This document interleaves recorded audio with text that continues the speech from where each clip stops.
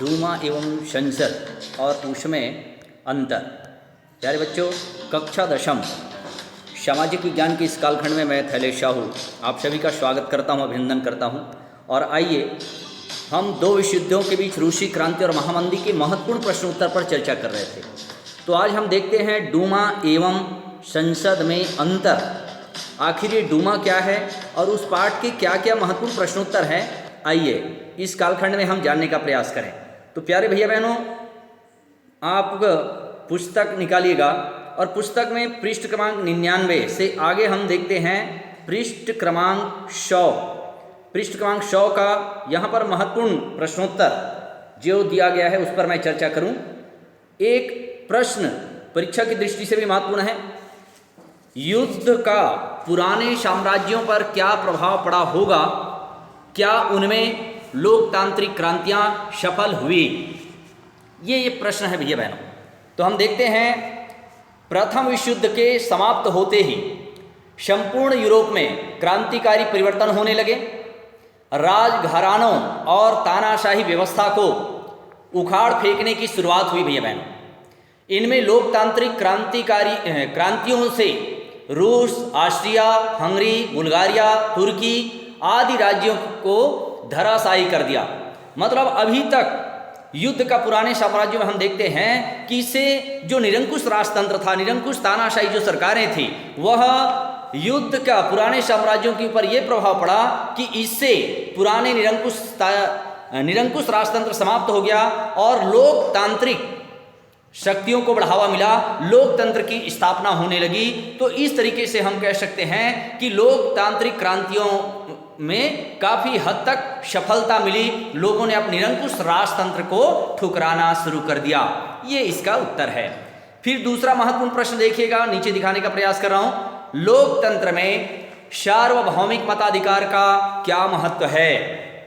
दूसरा प्रश्न देखिएगा। तो भैया बहनों, हम देखते हैं लोकतंत्र में सार्वभौमिक मताधिकार के माध्यम से नागरिकों को समान अवसर प्रदान किया जाता है। इसमें चाहे वह महिला हो या पुरुष हो, चाहे वह किसी जाति धर्म का हो, सबको एक समान अवसर मिलता है। वह चुनाव में भाग ले सकता है, वोट डाल सकता है, अपने इच्छा के मुताबिक वह जनप्रतिनिधियों का चुनाव कर सकता है। जैसे हमारे भारत में क्या है, 18 वर्ष या 18 वर्ष से अधिक आयु का वह व्यक्ति जिनकी मतदाता सूची में नाम है, उसको वोट देने का अधिकार है। साथ ही हमारे लोकतंत्र में सभी को किसी भी जाति धर्म का भेद किए बगैर चुनाव लड़ने का अधिकार है।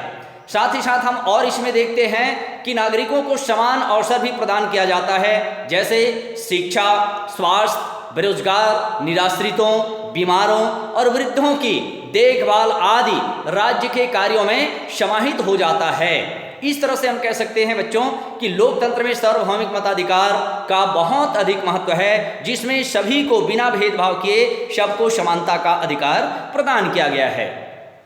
तीसरी बात, वहीं पर और प्रश्न देखिएगा। भारत में राजाओं महाराजाओं का शासन कब और कैसे समाप्त हुआ? एक अच्छा प्रश्न देखिएगा यहाँ से। भारत में, मेरा वीडियो यहाँ से दिख रहा है, देखिएगा लाल रंग से प्रश्न है, भारत में राजाओं महाराजाओं का शासन कब और कैसे समाप्त हुआ? तो हम देखते हैं भारत में यूरोपीय कंपनियां व्यापार करने के लिए आई थी। यहाँ की राजनीति में उन्होंने भाग लेना शुरू कर दिया। कमजोर शासकों की सहायता करके उनके राज्यों को क्रमशः हस्तगत करते गए और धीरे धीरे राजाओं महाराजाओं का शासन समाप्त हो गया। जैसे हमारे भारत में कौन आए? अंग्रेजों ने आकर के यहाँ क्या किया? ईस्ट इंडिया कंपनी की उन्होंने स्थापना की और धीरे धीरे वह व्यापार करने के लिए तो आए, मगर धीरे धीरे वो राजनीति में भी सहभागी बनने लगे और हमारे राजाओं महाराजाओं में फूट डालो और शासन करो की नीति अपनाई और धीरे धीरे वह स्वयं भारत का शासक बन गया। परंतु भैया बहनों, धीरे धीरे इन्हीं साम्राज्यवादी नीतियों के कारण राजाओं महाराजाओं का अस्तित्व धीरे धीरे समाप्त होने लगा। और हम भारत की बात करें तो 1947 तक राजाओं महाराजाओं का शासन लगभग समाप्त हो गया। ये भारत के परिप्रेक्ष्य में देखने को मिलता है। अर्थात जब 15 अगस्त 1947 को हमारी भारत को आज़ादी मिली तो यहीं से राजाओं महाराजाओं का भी वर्चस्व समाप्त हो गया। उसके बाद इस पार्ट का बहुत ही महत्वपूर्ण प्रश्न भैया बहनों ध्यान चाहूँगा मैं, यहाँ से आप पृष्ठ पलटिएगा, पृष्ठ आपको मैं ऊपर दिखाने का प्रयास करूँ। 101 दो विश्व युद्धों के बीच रूसी क्रांति और महामंदी का पृष्ठ क्रमांक 101 निकालिएगा। वहाँ पर एक प्रश्न कह रहा है, गुलामों और अर्धदासों की दशा में क्या समानता और अंतर थे, कक्षा में चर्चा करिए। महत्वपूर्ण प्रश्न उत्तर।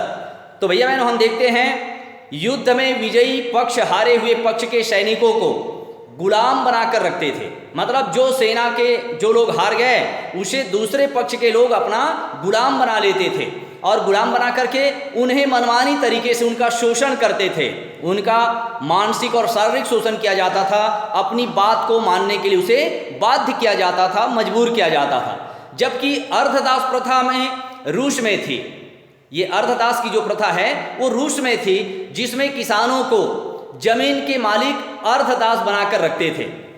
अर्थात जो जमीन होता था, ये जो किसान है अर्धदास है वो क्या करते थे, उनके जमीन के साथ बंधे रहते थे और उन्हें जब तक के